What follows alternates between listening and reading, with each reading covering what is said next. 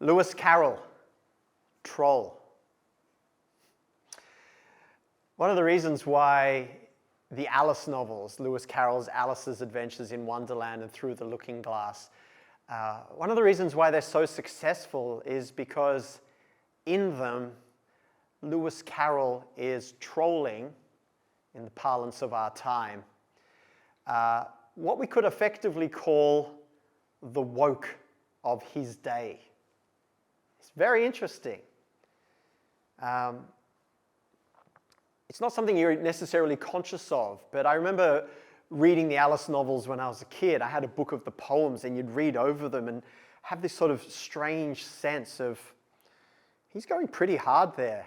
You can't really, can you say that? It felt sort of strange and dark. I could never put my finger on it, but it's the kind of thing that called me back.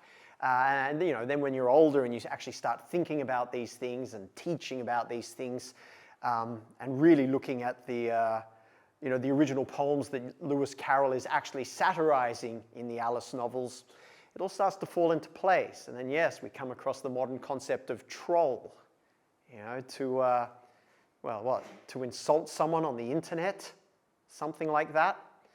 Yet, being a troll is not just, sure, it can just be insulting someone on the internet. Yet, trolling can have a nobler purpose.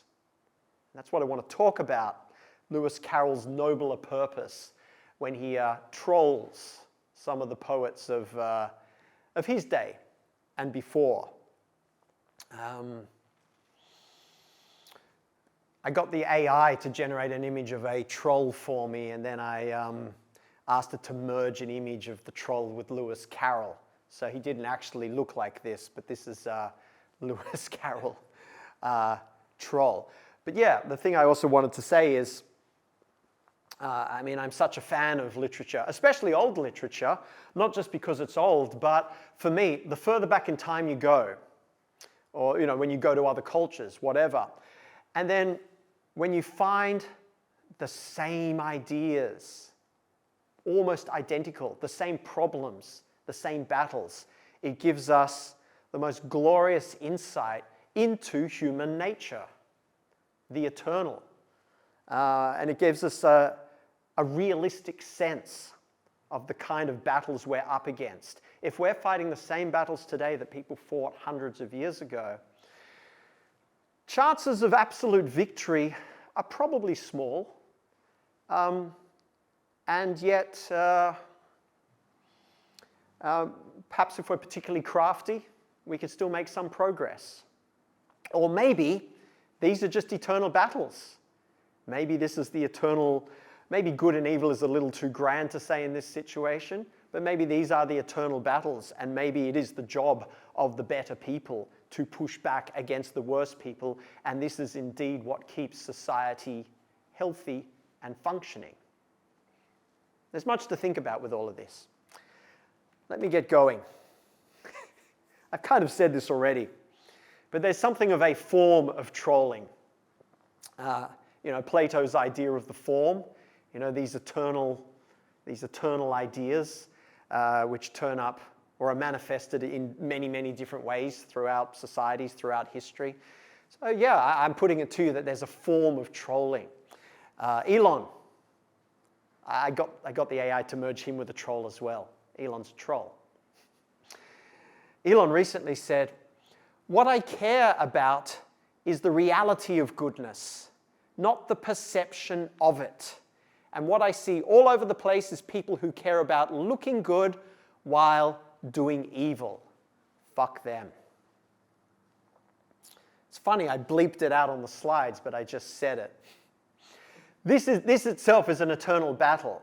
This is Hamlet, appearance versus reality. This is, an eternal battle wherever you are in politics. People who are, appearing good while doing evil. This is the objection to woke politics. People who say nice-sounding words, but there's no real substance. But you get it on the other side of politics as well. People who try to look religious and pious and all of that, whilst leading corrupt lives. It happens everywhere. It can happen to anyone. This is the form. And so trolling, the form of trolling is when you identify this problem and you find ways to ridicule it or satirize it. I mean, I'm sure there's more to trolling than that, but that's my working definition of it. Let me give you just a little bit of background. It's just a small amount of background here to the Victorian state of mind. There's much more that can be said about all of this. So Victorian England, the middle and later parts of the 19th century, political liberty and social restriction. It was a time of opening up politically, more and more people getting the vote, greater concerns about workers' rights, all sorts of things like that. But social restriction. Here's some quotes just from a couple of people who've written about this. Pleasure was wicked. Social conformity and hard work were the ideals of everyday life. Now, I don't have anything against some of these values. Hard work, that's fine by me. Pleasure was wicked, well, I don't know. Depends on the context. Social conformity, warning, warning. Next one. Religious propriety was the standard by which all action was to be judged. And then, from Clarke, another writer, much public discussion was religious, or at least pietistic. That's the word for today.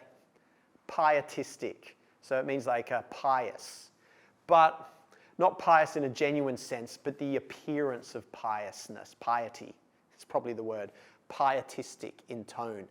And popular literature and drama had a rather obtrusive, it's getting into your life. If sentimental, a little syrupy Christian background.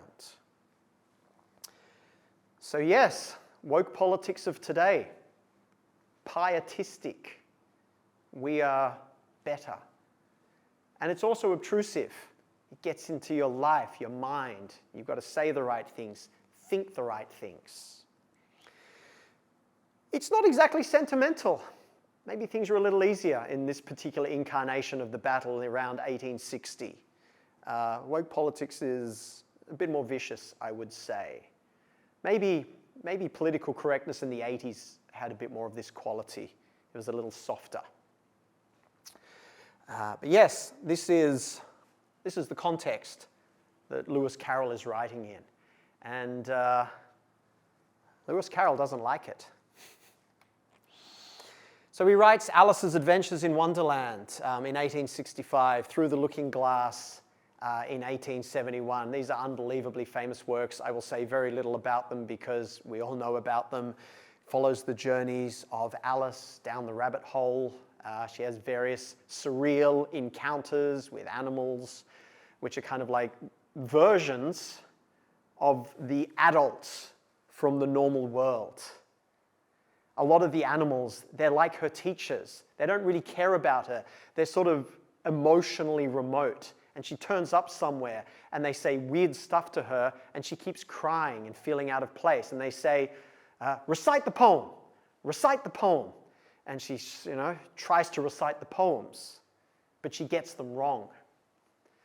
And the wrong versions that she recites are the satire or the trolling of the poems that children from that time were expected to memorize and recite so that they were, good Christian children with good values.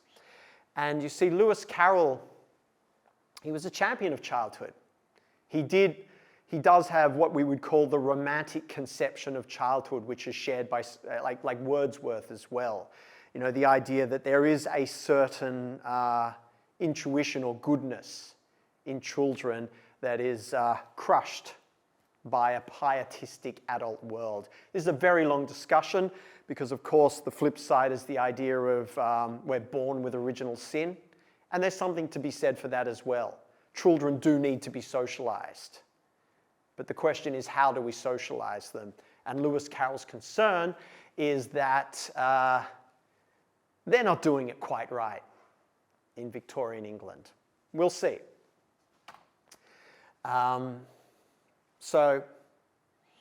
Carroll's purpose in his poetry, I've kind of said this already, but there's some useful quotations. In Carroll's poems in the Alice novels, he's criticizing the literary purpose of didactic verse. Didactic meaning to teach. The way in which it tried to control children. So it's one thing to socialize children. It's another thing to maybe crush their freedom entirely. It's a difficult balance. It's a long discussion.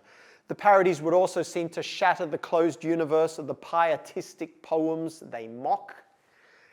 It's like comedians of today. Once you make a joke about something that's kind of uptight and pious, you shatter it. So, same process. It's an eternal process. Here's another very interesting discussion. This is a very long discussion. It's a question of what makes good or successful art. The question of how to be in earnest, genuine, serious. You have purpose, but without being earnest. If you're too earnest, you're trying too hard. You're pushing too hard. And so much art, whether we're talking novels, poetry, movies, TV shows, it fails when it pushes too hard to try to get the message across. It commits the crime of earnestness. So the trick is to be in earnest without being earnest. So the best artists pull it off. The worst ones fail. Anyway, let's look at some of the poems. There's a lot to be said about this, but time is short, so I'm just going to look at two or three of my favorite ones. So there's a poet, David Bates, and this poem, Speak Gently, was written in 1845. It goes like this. Speak gently. It is better far to rule by love than fear. Speak gently, let no harsh word mar the good we may do here.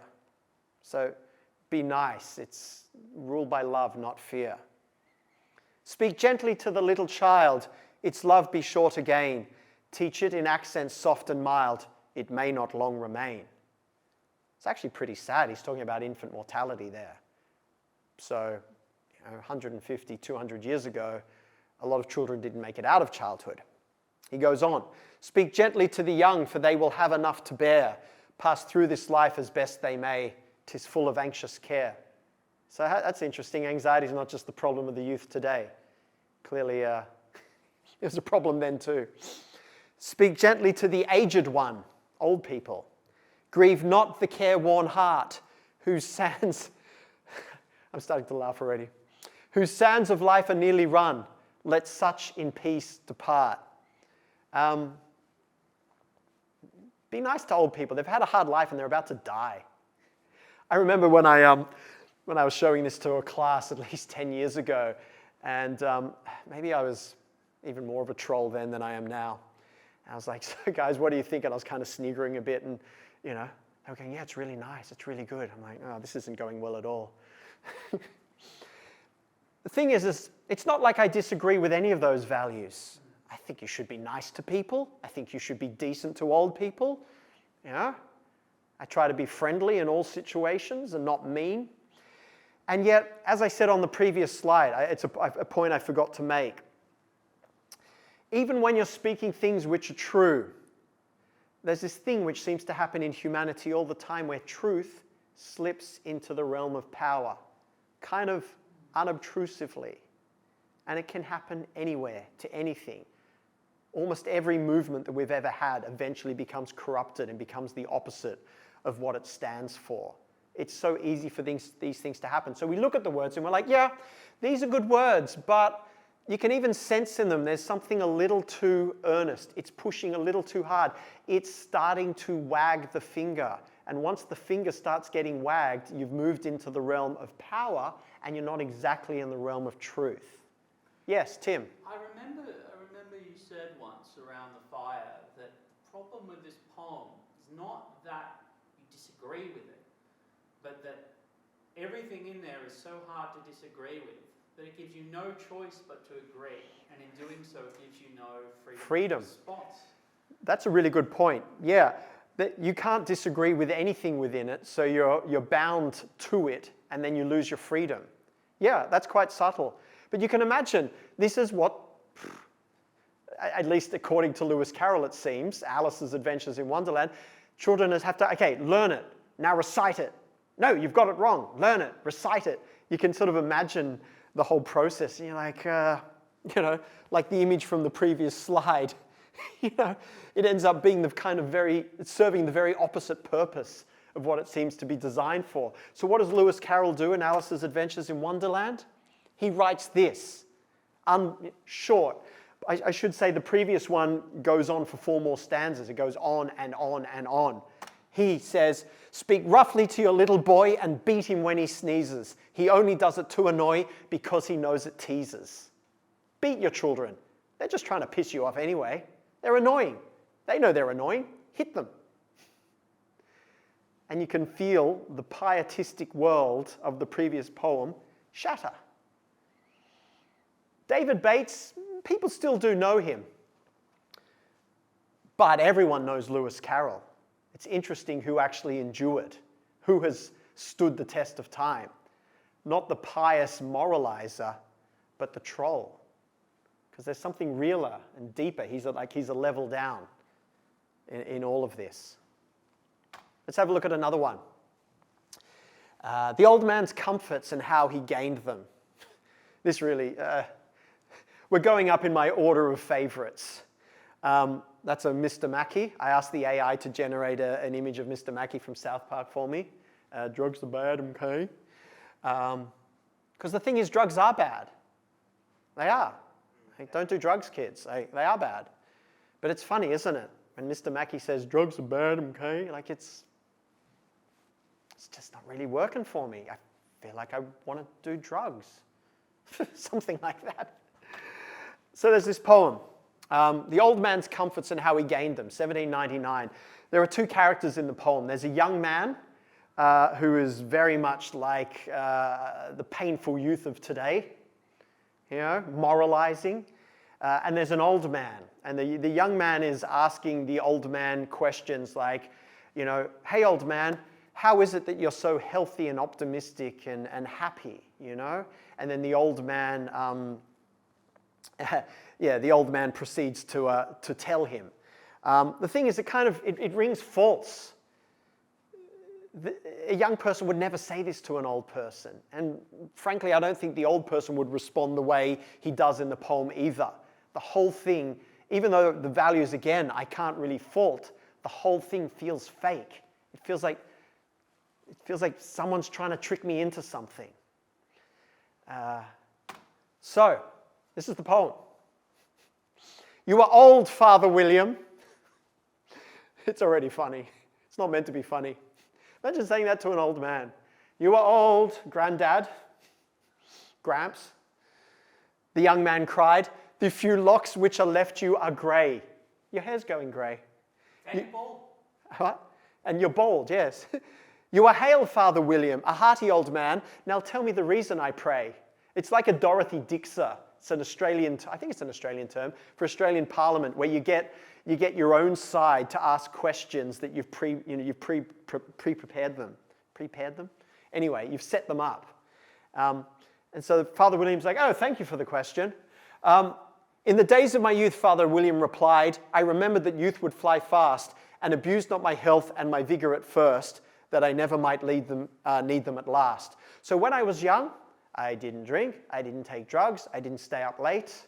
I lived a healthy life, which frankly I'm an advocate for, all of those things. But when I read that, I feel like taking drugs. It's funny how it goes. There's something false about it. Finger waggy. You are old, Father William. He says it again. The young man cried, and the pleasures with youth pass away. Old age sucks. You know that, right? And yet you lament not the days that are gone. Now tell me the reason, I pray. You're old, but you don't whinge about how much it sucks. Why? It's very funny. In the days of my youth, Father William replied, I remembered that youth could not last. I thought of the future, whatever I did, that I never might grieve for the past. Anyway, same thing. You are old, Father William, the young man cried, and life must be hastening away. You're about to die. You are cheerful and love to converse upon death. Now tell me the reason I pray. And you like to talk about death also. I am cheerful, young man, Father William replied. Let the cause thy attention engage. I quite like that still. Let the cause thy attention engage. In the days of my youth I remembered my God, and he hath not forgotten my age. I believed in God. So, Carroll's parody. The previous one is called The Old Man's Comforts and How He Gained Them. Carroll's parody is called You Are Old, Father William. So he strikes immediately at the funniest thing, where the youth keeps going, you are old, you are old. So, you are old, Father William, the young man said, and your hair has become very white. And yet you incessantly stand on your head. Do you think at your age it is right? The two characters have changed. You don't have this sort of painful, actually no, you still have a painful young person, but whereas in the previous poem, the young person's not intentionally painful, whereas in this poem, the young person is intentionally painful, like the youth of today. Apologies to the youth of today, not all the youth of today, but it's the youth of today complaining about an old man who is not living right, who's reckless, who doesn't follow the rules. You can kind of see where things are going. And yet you incessantly stand on your head. In my youth, Father William replied to his son, I feared it might injure the brain, but now that I'm perfectly sure I have none, why I do it again and again. He doesn't care. He's just having a laugh at the kid. You are old, said the youth, as I mentioned before. I love that line. It's so understated. Just draws attention to how in the original poem it is ridiculous that that's repeated. And you can imagine, again, kids have to repeat that poem in their lessons, the old man's comforts and how he gained them. You know? You are old, said the youth, as I mentioned before, and have grown most uncommonly fat. See, they push the insult. Lewis Carroll pushes the insults a little further to draw attention to the ridiculousness of the previous poem. Yet you turned a back somersault in at the door. Pray, what is the reason of that? Father William becomes quite heroic almost. In my youth, said the sage as he shook his grey locks, I kept all my limbs very supple. By the use of this ointment, 1 shilling a box. Allow me to sell you a couple. It's nice. So the youth's trying to, get at the older man, and the old man's, something of a shyster, a charlatan, a con man. And whereas normally, just like Lewis Carroll clearly doesn't support child abuse in the previous poem. I should have said that before. He obviously doesn't support child abuse. And yet, when you flip to this opposite, it shatters the pietistic world that it's criticizing. The old man's a con artist. And in this context, you're like, yeah, rip him off, old man. You kind of like it. You are old, said the youth, and your jaws are too weak for anything tougher than suet. Yet you finished the goose with the bones and the beak. Pray, how did you manage to do it? In my youth, said his father, I took to the law and argued each case with my wife, and the muscular strength which it gave to my jaw has lasted the rest of my life. I'll keep going. You are old, said the youth. One would hardly suppose that your eye was as steady as ever, yet you balanced an eel on the end of your nose. What made you so awfully clever? You know what I'm also reminded of here with this poem? I'm reminded of Dylan Thomas's poem, Do Not Go Gentle into That Good Night. Old age should burn and rave at close of day. You get the sense that this old man really is, burning and raving at close of day, which is quite admirable. This is a nice finish. I have answered 3 questions and that is enough, said his father. Don't give yourself airs. Do you think I can listen all day to such stuff?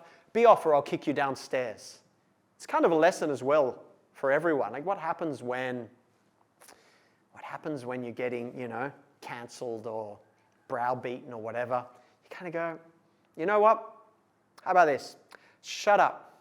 How about that? All right, clear off. Something like that. Anyway, I like it. Yes? I would say that partly what this poem shows and leads into your thing of Lewis Carroll being a troll is that the person being trolled in a way deserves it. And that's part of what trolling is. And when he says, I'll sell you a couple, he deserves it. He deserves it, right? Yeah. And all the poems deserve it because they're Yeah. right. It's a good point. People, they deserve it. And this is also when, the commonly heard concept, punching down, like it's a bit painful. But really, like, if you're a decent troll, generally you're not exactly punching down, because the people you're trolling deserve it. Because they're being an absolute pain in the ass, and they're being pietistic, and they're saying things which appear true and good, but really they're just doing it for their own power. It's a familiar form. And so, yeah, absolutely, they deserve it. All right, let's move on to another one. Lewis Carroll doesn't just troll the lesser poets of his age. He trolls one of the greatest of all time. Well, so they say. Wordsworth. And this for me is the greatest troll ever. And I like this as well because, you could say, Lewis Carroll is, trolling the Christians or whatever, and therefore he's just like a Trumpy character or something like that. I don't know. He's just a bad egg. But the thing is that he'll come for anyone who he thinks is fake. It doesn't matter. Other poets, like eminent poets, anything. Anything that kind of seems fake to him, that doesn't ring true, where truth is slipped into the realm of power. That's the beautiful thing about it. That's why I say as well, this is kind of at the heart of liberal values. Like, I think genuine liberal values are concerned with truth and the battle between truth and power. That's the great thing of it. But anyway, let's have a look at Wordsworth's Resolution and Independence. My goodness, is it a long poem? I've cut out stanzas and it's still long, but we kind of need to have a look at it all just to get the sense of it. But first, these are Lewis Carroll's own remarks about his parody of Wordsworth's poem. His parody is called Sitting on a Gate. You'll see why shortly. But he says this: "Sitting on a Gate is a parody, though not as to style or metre, but its plot is borrowed from Wordsworth's Resolution and Independence, a poem that has always amused me a great deal, though it is by no means a comic poem." Wordsworth is absolutely in earnest in Resolution and Independence, but it's a very funny poem because it becomes earnest. He fails. But yes, it's amused him a great deal by the absurd way in which the poet goes on questioning the poor old leech gatherer. I put poor in bold there to show that Lewis Carroll's class conscious. I sort of regret it now, but anyway, I've done it. The poor old leech gatherer. See, Wordsworth's Resolution and Independence is about the archetypical poet wandering on the English moors, filled with woe and sadness, and he comes across an old leech gatherer, an old man who makes his living by finding leeches, because they used leeches in, medical stuff back in the 19th century. And the poet comes across the leech guy, and he's like, "Whoa, I'm awesome, but I'm really sad. How come you're not really, really sad, leech gatherer?" It's kind of ridiculous. But anyway, he goes on questioning the poor old leech gatherer, making him tell his history over and over again, and he never listens to what he says, as you will see. This is interesting too. Wordsworth ends with a moral, an example I have not followed. So, South Park. A lot of the early episodes finish with the kids saying, "I learned something today." Because in the 80s, everyone was always learning something today. There was always a moral. So the 80s was kind of pious. As Quentin Tarantino says, the 80s was like politically correct light. The last 10 years, the 80s was like a rehearsal for where we've been in the last 10 years, which is, McCarthy-esque politically correct heavy, but, same battles again. Reminds me of Seinfeld also. The writers of Seinfeld, which again was like a 90s reaction to 80s sentimentality. So Simpsons, Seinfeld, South Park, Tarantino, they're all reacting to a kind of 80s sentimentality, political correctness. Seinfeld's motto was something like, "No hugs, no morals," which is what gives it its kind of trollish character, really. But let us roll on. I have a long way to go yet. This is already the third stanza. I already cut out two. "I was a traveller then upon the moor. I saw the hare that raced about with joy. I heard the woods and distant waters roar, or heard them not, as happy as a boy. The pleasant season did my heart employ, my old remembrances went from me wholly, and all the ways of men so vain and melancholy. That rhyme doesn't quite, yeah? But as it sometimes chanceth, as it happens, from the might of joy in minds that can no further go, as high as we have mounted in delight, in our dejection do we sink as low. I was feeling really happy, and then I got sad. It's like that in The Castle. I shouldn't. I won't. The Aussie movie, The Castle, and then the guy, whatever. I'm Dale Kerrigan, and this is my story. And whenever he's telling the story and the family's happy, suddenly he gets sad because he thinks of his brother in jail. Anyway, it's a common theme, but I don't know. Here it's too earnest. He's like, I was so happy, and then because I was so happy, I then noticed I was happy, and then I felt sad. Yes, yes. As high as we have mounted in delight, in our dejection do we sink as low. To me that morning did it happen so, and fears and fancies thick upon me came, dim sadness and blind thoughts I knew not nor could name.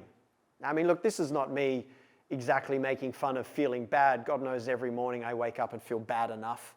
But somehow when you write about it like this, doesn't quite work. Now, I've cut out a bunch more stanzas. Now, whether it were by peculiar grace, a leading from above, a something given, yet it befell that in this lonely place, when I with these untoward thoughts had striven, beside a pool bare to the eye of heaven, I saw a man before me, unawares, the oldest man he seemed that ever wore grey hairs. He comes across the leech gatherer. At length, I cut out a bunch more stanzas. At length himself unsettling he the pond, stirred with his staff, and fixedly did look upon the muddy water, which he conned as if he had been reading from a book. He's poking the water with his stick, looking for leeches. And now a stranger's privilege I took, and drawing to his side to him did say, this morning gives us promise of a glorious day. He doesn't just go, nice day, nice morning. This morning gives us promise of a glorious day. A gentle answer did the older man make. He's like, oh, yes, sir. In courteous speech, which forth he slowly drew, and him with further words I thus bespake. He spoke to him. He then said this, what occupation do you pursue? This is a lonely place for one like you. Ere he replied, a flash of mild surprise broke from the sable orbs of his yet velvet eyes. Before he replied, he picked up a bit. His eyes brightened. He told me that to these waters he had come to gather leeches, being old and poor, employment hazardous and wearisome. It's a tough job. And he had many hardships to endure. Life was hard. From pond to pond he roamed, from moor to moor, housing with God's help by choice or chance. He doesn't even have a place to live. He's a vagrant. And in this way he gained an honest maintenance. By choice or chance, maintenance. I don't know. This is when it gets particularly funny. The old man still stood talking by my side, but now his voice to me was like a stream, scarce heard, nor word from word could I divide. He sort of stops listening. Blah, blah, blah, blah, blah. I'll skip a bit because it goes on. My former thoughts returned, the fear that kills. He felt sad again. And hope that is unwilling to be fed, cold, pain and labor and all the fleshly ills and mighty poets. How could he even write this? And mighty poets in their misery dead. He's looking at the old leech gatherer and he's thinking of really good poets before him that died. The really good ones, like Shelley or something, who died in a boating accident. Or Shakespeare, who died long, long ago. Perplexed and longing to be comforted, my question eagerly did I renew. So he felt sad, so he wanted to be comforted by talking to the leech guy again. How is it that you live? And what is it you do? He already asked him once. Anyway, I skip another stanza. While he was talking thus, the lonely place, the old man's shape and speech all troubled me. In my mind's eye, I seemed to see him pace about the weary moors continually, wandering about alone and silently. When I these thoughts within myself pursued, he, having made a pause, the same discourse renewed. He's still not really listening. He's just kind of thinking, this guy makes me kind of sad. Geez. Anyway, and soon with this he other matter blended, cheerfully uttered with demeanour kind, but stately in the main. And when he ended, I could have laughed myself to scorn to find in that decrepit man so firm a mind. God, said I, be my help and stay secure. I'll think of the leech gatherer on the lonely moor. So whenever I'm sad, I'll think of that really, really old guy whose life is absolutely miserable and who doesn't have a job. And I'll feel better. It's pretty ridiculous. What do we call it these days? First world problems. That was like the meme from 10 years ago. But yeah, it's not meant to be funny. But Lewis Carroll thinks it's funny. Very funny. And he writes, a sitting on a gate. Notice that the Wordsworth poem is in iambic pentameter. And soon with this he other mat has blended, same as Shakespeare, 5. Lewis Carroll ups the pace to 4 beats. And we have a sitting on a gate. Remember how long it took for Wordsworth's poem to get started? Lewis Carroll gets right down to it. I'll tell thee everything I can, there's little to relate. I saw an aged man a-sitting on a gate. Who are you, aged man? I said, and how is it you live? And his answer trickled through my head like water through a sieve. Smashes Wordsworth in one stanza. He gets straight to the point, makes it ridiculous because he's on a gate, asks him what he does, and immediately stops listening. Perfect summary. And so it goes through a process. I said I look for butterflies. It's just surreal. He said I look for butterflies that sleep among the wheat. I make them into mutton pies and sell them in the street. I sell them unto men, he said, who sailed the stormy seas, and that's the way I get my bread. A trifle, if you please. But the poet's not listening. But I was thinking of a plan to dye one's whiskers green. He's thinking about how he should dye his beard green. And always use so large a fan that they could not be seen. It's just surreal. It's ridiculous, but it sort of shows the... it makes fun of Wordsworth's serious concerns. So, having no reply to give to what the older man said, I cried, come tell me how you live, and thumped him on the head. It's nice. Captures the disregard that Wordsworth ultimately has for the leech gatherer. It goes on. Again, he's not listening, the poet, but I was thinking of a way to feed oneself on batter, and so go on from day to day, getting a little fatter. This is actually quite interesting. You know when you eat batter, or you have like a scallop, as we call them in Australia, like a potato coated in batter, and you eat it, and like as you're eating it, you're like, this is the greatest thing ever.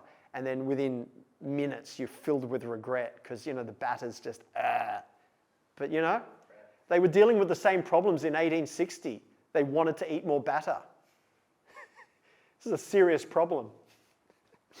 But I was thinking of a way to feed oneself on batter, and so go on from day to day, getting a little fatter. I shook him well from side to side until his face was blue. Come tell me how you live, I cried, and what it is you do. That's almost word for word from this. How is it that you live, and what is it you do? So a nice little inclusion. Anyway, it goes on. I won't go through the rest of it. But I love this finish. It really is the nail in Wordsworth's coffin, which shows how, I don't know, okay, sure, rich people suffer too. Let's not be too ridiculous. Everyone suffers, everyone has loss, everyone has pain. But when you're as well off as Wordsworth and you disregard the leech gatherer to such a great extent, it's worth mockery. And now if ever by chance I put my fingers into glue, or madly squeeze a right-hand foot into a left-hand shoe, that's the image. The AI struggled with that one. Or if I drop upon my toe a very heavy weight, I weep, for it reminds me so of that old man I used to know, whose look was mild, whose speech was slow, whose hair was whiter than the snow, whose face was very like a crow, with eyes like cinders all aglow, who seemed distracted with his woe, who rocked his body to and fro, who muttered mumbling and low, as if his mouth were full of dough, who snorted like a buffalo that summer evening long ago, a-sitting on a gate. Bam. Troll. Almost finished. Almost finished. A couple more minutes. I could have finished there, but I wanted to share one more poem, or like a snippet from a poem that Lewis Carroll writes. And I'm thinking about this concept of a troll. What's it, good trolls, bad trolls. The reason Elon, for some anyway, is a good troll is because he actually does things. We've just seen that booster from Starship get caught by the gantry, the takeoff tower. It's like close to the most remarkable thing I've ever seen. So when you actually are capable, and when you actually have skills, and when you actually do good things, it gives you certain credit as well to troll, because you're trolling from a position of authority. And so the point I wanted to make here is Lewis Carroll writes serious poems as well in the Alice novels. At the beginning of the second novel, which was, 71, I think, 6 years after, the original Alice's Adventures in Wonderland was written for a real-life Alice, Alice Liddell, who was 7 or 8 at the time, something like that. I forget the age. We're now 6 years later. Little Alice has grown up. Some of the great pathos in the Alice novels, there's so much in them, but the great pathos, the sadness, is that it is about growing up. Alice enters into Wonderland in the first novel because she still has childhood imagination. She goes through Alice in Wonderland, she becomes exasperated by it. Her last lines in Wonderland are, "You're nothing but a pack of cards," and with these words, she wakes up and leaves Wonderland. The hero of Alice's Adventures in Wonderland is not Alice. It's Wonderland itself, really. It's this crazy, wild place of freedom, imagination. Okay, it's got its problems, but in a way, it's the true hero. And when Alice leaves Wonderland, it's with great sadness. And we see this reproduced in this poem I'm going to show you. It's a prefatory poem. Is that the right word? Anyway, a poem that's like the preface for the second Alice novel, which Lewis Carroll dedicates to the original Alice. But she's grown up now, 15, 16, something like that. She's left childhood. This is one of my favorite stanzas in poetry of all time. I've cut out a few bits. Stanza two, the key one I'm going to look at is the second one, but the first one. I have not seen thy sunny face. He's talking about Alice. I have not seen thy sunny face, nor heard thy silver laughter. No thought of me shall find a place in thy young life's hereafter. Enough that now thou wilt not fail to listen to my fairy tale. He's saying, I haven't seen you for ages. I don't hear your laughter anymore. Silver is often like the realm of fantasy, the realm of imagination, as opposed to the sun, which is reality. I have not heard thy silver laughter. No thought of me shall find a place. You will forget me. It's sad. Stanza 4. Come, hearken then, ere voice of dread, with bitter tidings laden, shall summon to unwelcome bed a melancholy maiden. We are but older children, dear, who fret to find our bedtime near. This one really hits me. He combines children not wanting to go to bed. Kids never want to go to bed. I want to stay up. I don't want to go to bed. I'm missing the fun. he combines that with the marriage bed.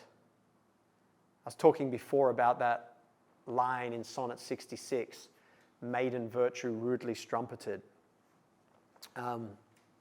Some overlap here. The marriage bed.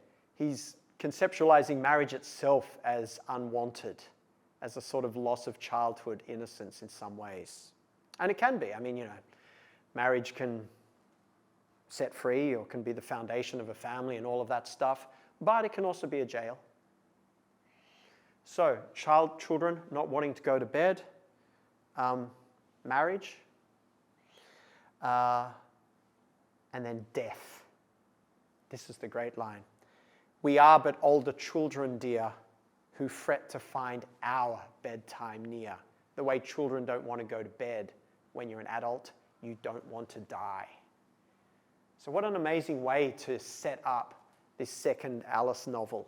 Like it's in earnest. But for me, it's not earnest. It doesn't fail. Somehow it gets it right.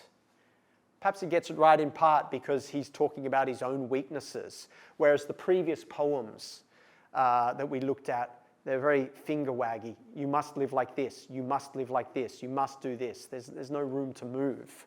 Whereas this is far more revealing of the poet's own sadnesses and weaknesses, which makes it realer.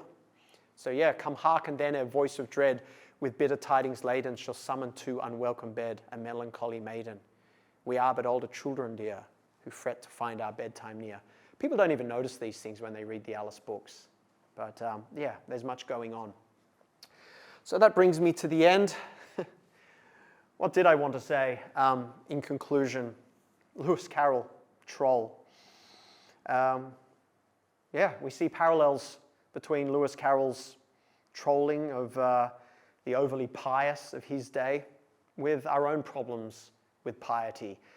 In the 80s and 90s, it was a more kind of mawkish religious piety, very similar to the one that Lewis Carroll was battling.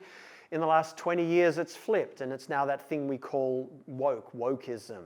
It's now come from the left. That's this kind of pious finger-wagging that we fight against. The antidote to all of these things, genuine human connection, perhaps, not telling people what they have to do, but connecting with them and perhaps trusting them to do the right thing through connection, something like that, freedom. Yes?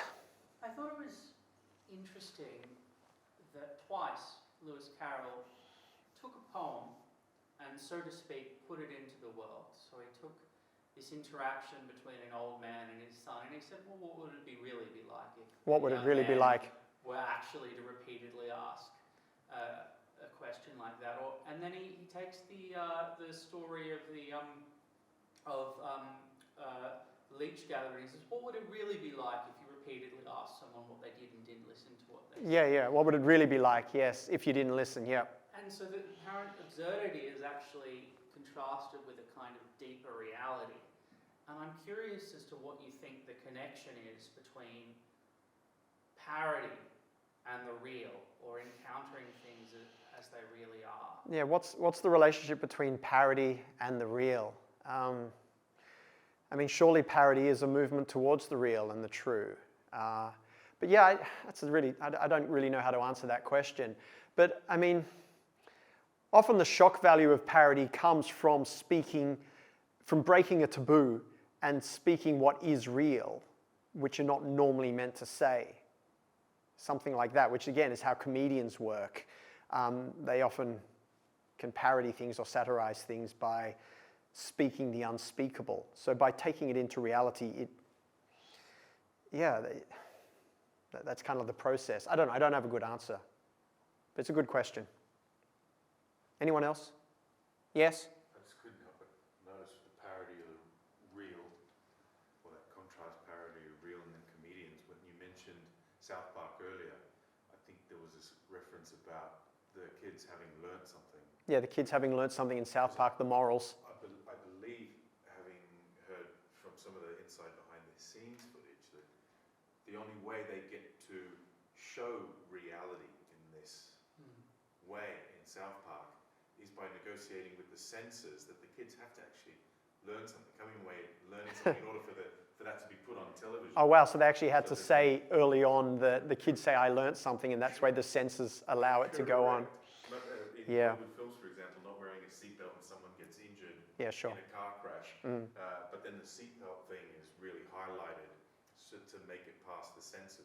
Yeah, sure. Interesting, yeah. But the funny thing with South Park is that, I don't know, how many seasons are we in? 25 seasons into it, and it's still going, and it's still hitting it out of the park sometimes. And it's funny, it's precisely because we do learn something from it, even though it's not actually trying to be moralistic in that kind of pietistic, syrupy way. It's funny, isn't it? Because Lewis Carroll says, in Sitting on a Gate, he says, there is no moral. But of course there is a moral. The moral is, you know, if the poor leech gatherer actually makes you feel that sad, how about give him a place to stay? How about give him some money or something like that? You know, that's kind of all the implied things. How about have some gratitude for your own life? Anything like that. There are many, many implied morals in it. Yes? I'm sorry to quote your own words back at you again, which I do love to do, but I remember you once said that it was only by disguising the world as Wonderland that Lewis Carroll could present the world to his audience and let them laugh at it. It's only by disguising the world as Wonderland that he can present the world to his audience. Yeah, that's deep, isn't it? How do you, yeah, this is like relates to your previous point. How do you show reality to people? You can't actually just, you can, but you know, it's hard to just stand up there and go, this is all stupid, blah, blah, blah, you're doing it wrong. It's often ineffective. But yeah, if you mix it up with art in a strange sort of way, you try to like key into the sublime, yeah, then you can actually show the world for what it is. But the funny thing is that once you mix up truth with art, we read it, we consume it, and we're kind of aware that we are getting reality. But then if you ask people what exactly they're getting, they're not sure. So it kind of strikes at our subconscious. But that's why you then need literary critics to come along and say, you know that book that you think so great and that everyone reads, but you don't quite know why you like it so much? Well, this is why you like it. So it's this funny process. The artist has a vision, or a very clear vision of the corruption in the world. They can't just go, blah, blah, blah, corrupt world, because then they're like the pious people they don't like. So they mix it up in art. People then consume the art. The art stands the test of time. And then we teach the art to students, or we read it ourselves, and then we have to analyze it to then get the message out. It's a very strange process. But maybe there's something about the standing the test, because the world is full of people wagging their fingers. And how do you tell the difference between a good finger wagger and a bad finger wagger? We're so susceptible to following cults and trends and fashions and all of that. So maybe the process of mixing it up with art and then letting it bake for a couple of 100 years and stand the test of time and then decoding it, maybe that is the deep way that we get at truth. Maybe that is the correct process. And on that note, oh no, wait, you had a question? Yeah, it wasn't really a question, it's just a comment. Just a comment. How it goes back to comedy again, and in a way, like It does go back to comedy again, it's yeah. through comedians that we're able to actually laugh at ourselves and how dumb we are, and it's through the lens of comedy that we can actually see what's really Yeah, it's strange, isn't it? So to see a comedian, you generally have to go into a special place, a special room, which is like the comedy space, and then they say the things you're not meant to say, and only then do we get to, you know, properly analyze reality. It's funny how we have to step out to then grasp reality. It's such a strange process, but there's so much depth in it. All right, I'll finish that one there. Thank you.